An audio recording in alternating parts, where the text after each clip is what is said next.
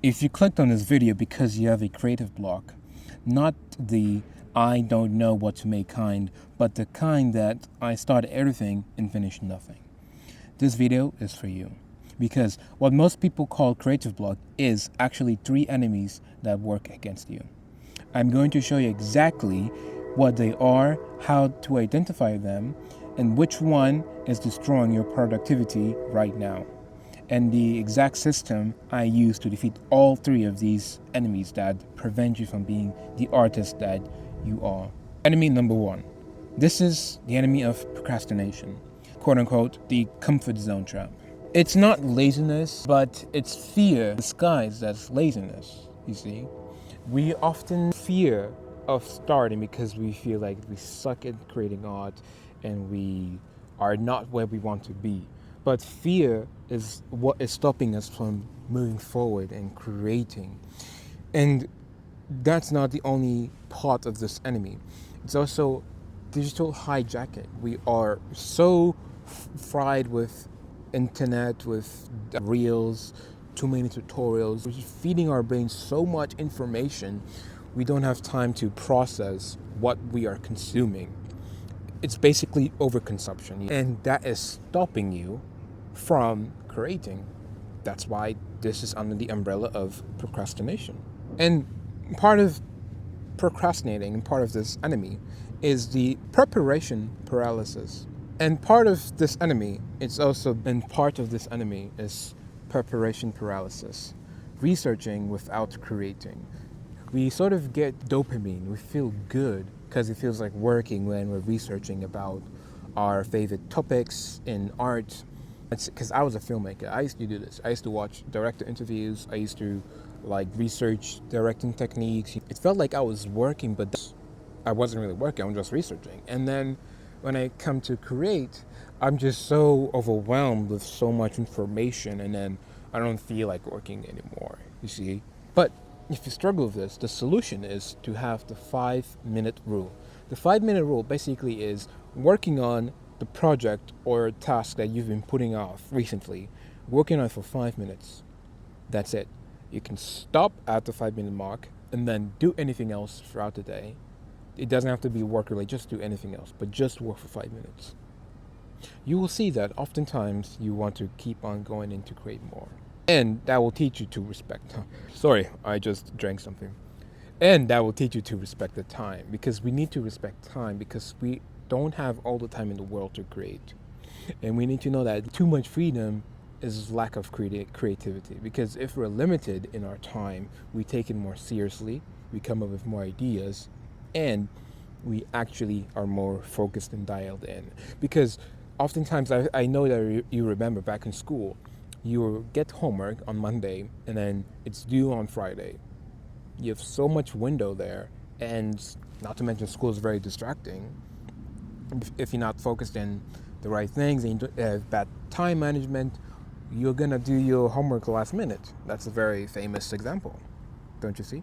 Enemy number two is over-ambition, the genius complex, I would say. Simple ideas start to morph into impossible projects. And ambition means something that is big and grandiose. And also it means something that is difficult to accomplish. Most artists are not where they do not self-assess them correctly. They over self-assess them and think that they are in a level that they are actually not. And then they start this project with so much ideas that they want to implement, and sorry, my notes are flying off in the wind. They have so much ideas that they want to implement, but they cannot implement them because it's too big, or they just lack the skills to do it. You need to make your project scope, just cut it in half. Overambition also deals with speed running versus actually walking the path.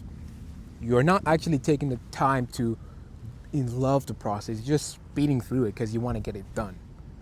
That's not how art is. You need to actually enjoy the process, know what you will do and won't do. You gotta be decisive as an artist. Limit yourself in stuff like that. Miyazaki, he famously he illustrates his storyboards with limited colors, and that forces him to focus on the composition of the characters the placement, the layout that's forcing him to do that. And so he doesn't have to worry about so much colors that he has to do. So limiting yourself will help you not to become overambitious as well. And part of being overambitious is the illusion of learning from watching versus doing. Again, this is kind of similar to the first enemy of procrastination. You watch videos and stuff like that, you feel like you're doing something. So you do too much. Overambition is just doing too much when you cannot even handle it yourself. Ambitious projects should only come after you've done at least 200 small projects, 50 medium projects, and at least 5 large projects. And then you can do something ambitious. But just look at Tame Impala, my favorite artist. He started out with a very good album. It wasn't too crazy. But the more albums he did, the more ambitious he became. You see, that's a natural progression as an artist. That's enemy number 2, overambition. Enemy number 3 is disorganization. You have no workflow. You just work with no steps. You just work and just work for work. You have no setups. It's very disorganized. And working actually takes more time than it should. You're not focusing on creating. You're focusing on how you can start to create. And that takes so much time. Sorry for my bad camera angles. You have no workflow. Your files are scattered all over your computer. And you're working when you feel inspired. That's just a whole mess. That's why you don't finish projects. That's why you don't feel like creating. Because you don't know when you're going to work. You don't know how you're going to set things up before you work. And you don't know how you're going to work. So it's just a complete mess of disorganization. And the chaos multiplies. That's another name I'll give for this enemy. It's a chaos multiplier.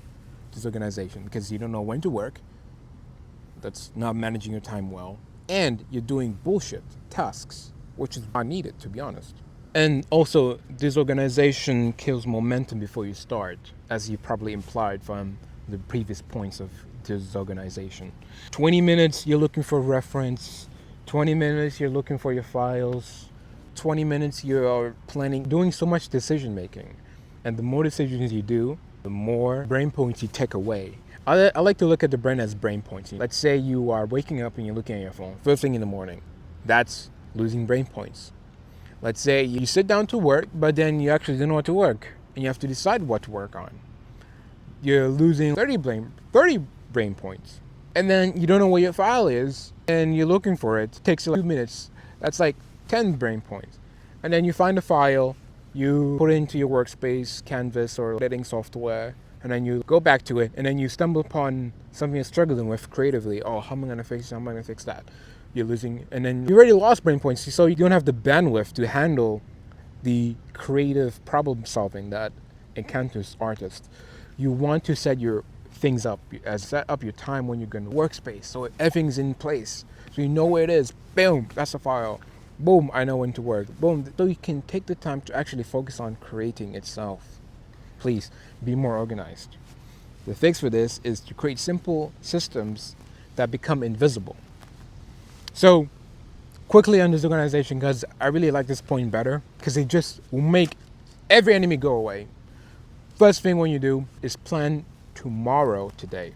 So when I wake up, before I sleep, I like to plan my day out. So plan your day out.